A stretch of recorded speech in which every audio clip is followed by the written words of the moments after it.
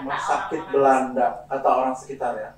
Oke, karena kisahnya katanya waktu itu di dalam kaca itu ada sesosok perempuan kulitnya pecah. Terus waktu itu kita udah hebat, suasananya langsung. yang saya ingat waktu itu angin kenceng banget.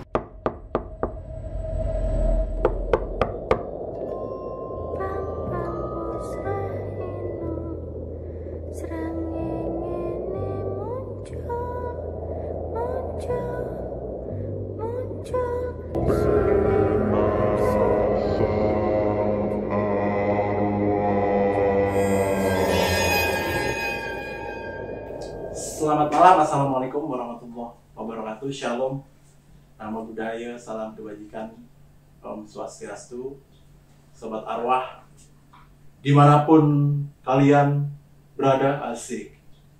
Kita kembali lagi di Perasaan Arwah. Kita mengulas cerita-cerita misteri yang bikin bulu kuduk kita sedikit berdiri. Sekarang episode selanjutnya kita kedatangan narasumber langsung dari sumbernya nih, Mbak Sista namanya. Boleh perkenalkan diri Mbak siapa, makhluk halus atau bukan gitu? Namanya siapa? Nama saya Sista. Kebetulan saya kerja di sebuah klinik. Oke. Terus ada kisah-kisah atau cerita-cerita yang bisa di-share ke sobat arwah, terutama cerita-cerita mistis gitu, Mbak? Waktu itu sih pas lagi SMA, itu kebetulan saya memang di asrama sih. Waktu itu saya SMA sekolah di salah satu sekolah swasta di daerah Semarang. Semarang, Jawa Tengah ya? Terus kebetulan memang sepertinya sih dulu sejarah-sejarahnya kayaknya sekolah itu bekas rumah sakit Belanda. Bekas rumah Kata sakit orang-orang Belanda, kata orang sekitar ya? Wih, awalnya boleh juga. Bekas rumah sakit Belanda ya? Ya kan? Terus singkat cerita, ini ada suatu malam ada kisah yang saya nggak bisa lupa sih. Sampai sekarang masih terbayang-bayang ya? Lagi ya, masih merinding-merinding juga ya. Jadi teman-teman saya ini yang terutama yang laki-laki emang agak, ya namanya laki-laki ya, nakal gimana ya, Nakal iseng gitu lah ya? nakal iseng gitu. Iya. Jadi kata-kata orang senior saya waktu itu di situ, jadi di kelas laki-laki, di kelas cowok itu ada beberapa bagian, beberapa kamar gitu, beberapa kamar yang harus misalnya nih anak kelas 3 keluar lulus, di kamar itu akan digantikan dengan adik kelasnya kelas 2. Nah kebetulan kita waktu itu naik dari kelas 2 ke kelas 3. Ceritanya yang senior itu di kamar di tempat kelas 3 ini ada sebuah kaca yang nggak boleh dibalik ataupun ditempurupin. Pokoknya si cermin yang bisa buat itu mesti kacanya nggak boleh ada harus di belakang, madep ke depan. Harus madep ke belakang, ke tembok. Hah? Si kaca itu Kebalik, harus madep ke tembok? Harus madep ke tembok. Jadi kitanya harus melihat belakangnya kaca. Oke, karena kisahnya katanya waktu itu di dalam kaca itu ada sesosok perempuan makhluk gitu ya, berbaju merah yang katanya nggak boleh kalau kaca itu terbalik atau pecah bisa keluar dia dari situ. Katanya yang mungkin karena emang dasarnya anak laki-laki tuh penasaran atau gimana nggak ngerti. Iya, penasaran bercanda apa gimana, kurang paham juga deh ceritanya waktu jam 10 atau sekitar jam 12 sama. Itu Mbak ada di situ pada saat itu juga? Saya kan kejadiannya? beda ruangan? Gimana ya nyeritainnya? Satu komplek, cuman beda ya. Kalau kamar laki-laki di kepisah gitu kan, Bisa dengan di sisi yang lain. di Oke, sisi oke. yang lainnya. Nah. Nah, dua sisi. Nah, kaca itu ada di kamar, Laki-laki. jadi satu kamar laki-laki itu isinya bisa 24 orang. barak berarti Kayak per barak gitu, kasur kayak itu. barak gitu, kasurnya kasur tingkat gitu, isinya 2 orang. Dan dipecahin tuh kaca. Oh, sebenarnya mungkin nggak sengaja dipecahin ya, karena Karena kita mereka semua bercanda, tahu, oke. kita semua tahu kalau itu kaca tuh ya mistis lah gitu, Oke. misterius lah gitu. Ah. Terus akhirnya bercanda, kita dulu sering kalau di asrama itu senang main perang bantal. Oh, perang bantal ya Perang benar. bantal. Karena kita masing-masing punya bantal ya, jadi Perang bisa menyerang bantal. gitu kan. Nah, perang bantal tuh mungkin saking hebohnya kita juga udah Ya, pada tidur. Kalau ya, yang di ya. bagian perempuan nggak ngerti apa-apa, dan di bagian yang laki-laki tuh lagi perang bantal mungkin kena kaca. Nggak sengaja. Pecah. Terus waktu itu kita udah hebat banget. Suasananya Langsung. yang saya ingat waktu itu angin kenceng banget di area, Di area hanya di tempat area itu, area asrama tempat aja, itu. hanya di area asrama aja, karena kita kebetulan di luar area asrama kebun masih ada kayak hutan gitu. Banyak pohon-pohon tinggi gelap juga. Warga jauh gitu. Warga nggak deket sih ya. Terus, wah boleh gini. Angin kencang. Angin kencang itu di area asrama kita ada pohon-pohon itu cuma nggak banyak. Angin kencang di area asrama kita pohonnya tuh goyang-goyang kayak angin. Badai seolah-olah gitu kan. Seolah-olah kayak gitu. Tapi di luar area pohon-pohon itu diem aja, nggak kenapa-napa. Jadi anginnya seolah-olah kayaknya adanya cuma di tempat kita Satu aja. tempat itu gara-gara kalian mecahin kaca itu. Gara-gara si cowok itu terus di bagian yang grup perempuan ini kan nggak tahu nih, tiba-tiba ada banyak orang teriak-teriak gitu, soal kayaknya rame banget gitu kan. Terus di tempat ini sampingnya saya sambil merinding Gue juga merinding gitu ya. terus rame banget kan, itu kan masih banyak adik-adik kelas juga yang belum ngerti kan. Dibilang ayo semua ganti baju, tiba-tiba ramai banget, ayo semua ganti baju, jangan sampai ada yang pakai baju warna merah, kuning, hijau gitu. Nggak ngerti kenapa. Tiba-tiba ya suruh nggak Udah pakai pasti baju gitu ngantuk ya kan. Gitu ya. Udah pasti ngantuk, melek-melek disuruh ganti baju, kenapa gitu. Terus orang-orang pada histeris gitu kan. Di aula, kita punya aula gitu. Kompleks asrama. Orang-orang yang ramai teriak-teriak itu ternyata pasukan. Jadi teriak nggak jelas, banyak orang Setelah teriak-teriak adanya itu. angin itu mereka pada kerasukan teriak-teriak. Teriak dimasukin semua ke dalam Aula. aula itu, tambah karena suasana Iya, udah iya. malam sepi, jadi makin mencekam. Makin mencekam, ya. Ceritanya di situ. Terus udah tuh akhirnya kita semua kumpul.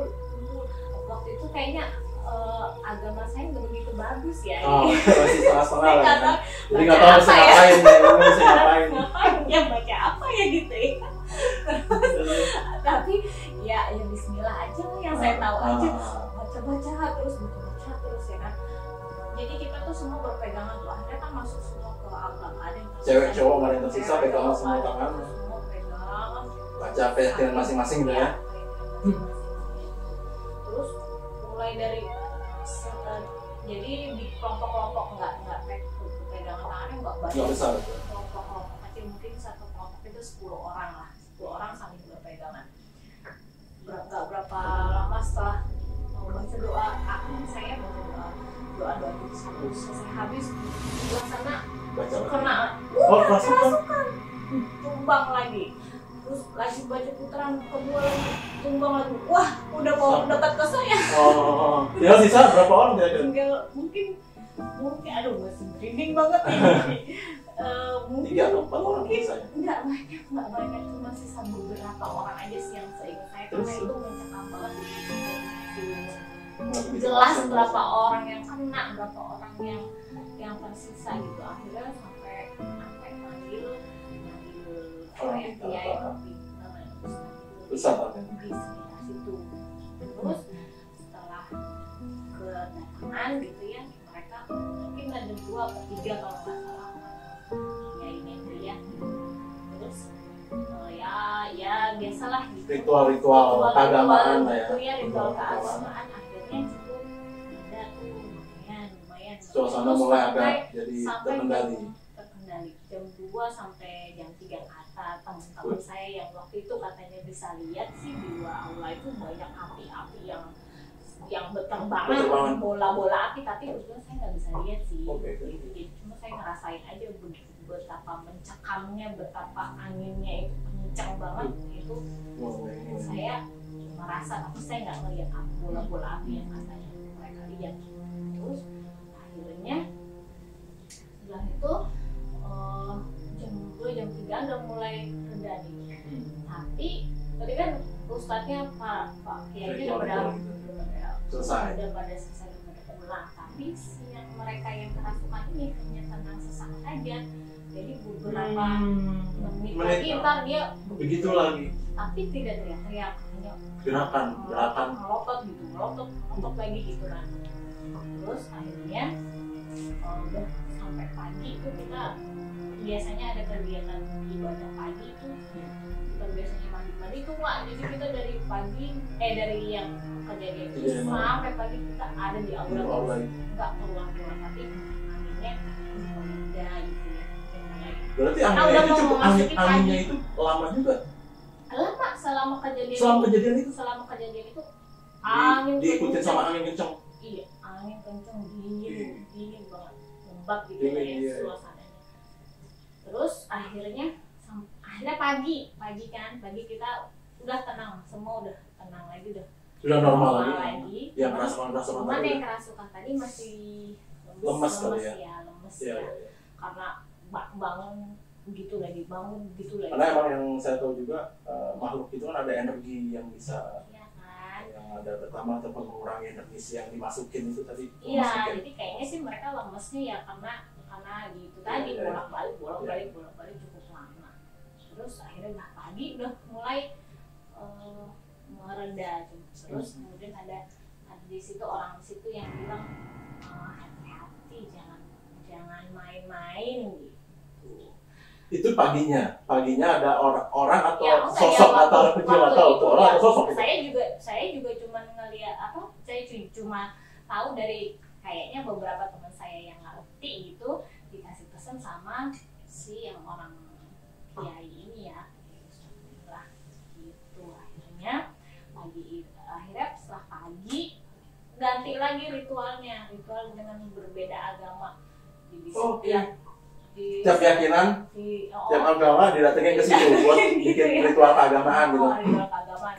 Terus kalau ini pakai kayak ada minyak apa air suci gitu ya, dipercikin di setiap sudut ruangan, Terus si kacanya ini kayaknya dibawa sama punya apa ya, kalau nggak salah awal sih itu namanya OB, bukan OB ya kalau kita bilangnya kayak pendamping asrama. Terus kacanya tuh dibawa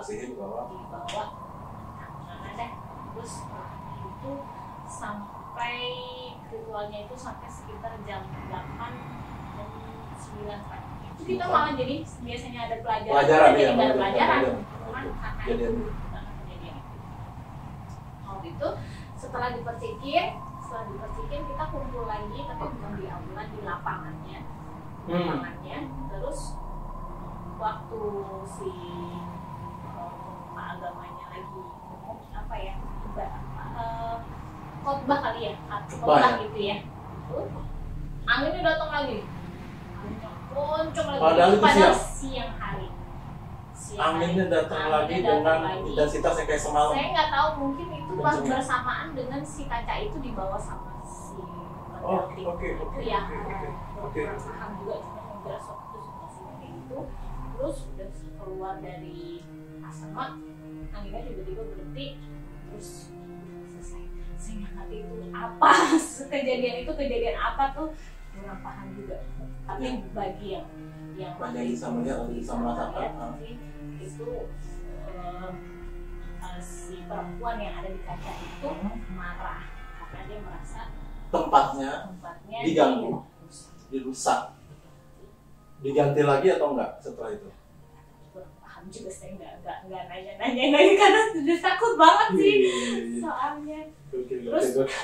Terus yang paling lebih serem juga lagi, menambah serem gitu ya, karena kita punya penjaga anjing penjaga itu ada 2. Waktu kejadian itu saut-sautan anjingnya gimana yang melolong gitu kan, tambah seru, suasananya tambah mencekam. Makin mencekam. Itu pengalaman yang sampai sekarang nggak bisa dilupain sih. Oke, terima kasih Mbak Sista atas ceritanya. Asli itu gokil cerita dia, sama gokil sukses terus sama karirnya. Dan buat Sobat Arwah, terima kasih yang sudah menyimak. Assalamualaikum warahmatullahi wabarakatuh. Shalom, namo buddhaya, salam kebajikan, om swastiastu, dan salam arwah.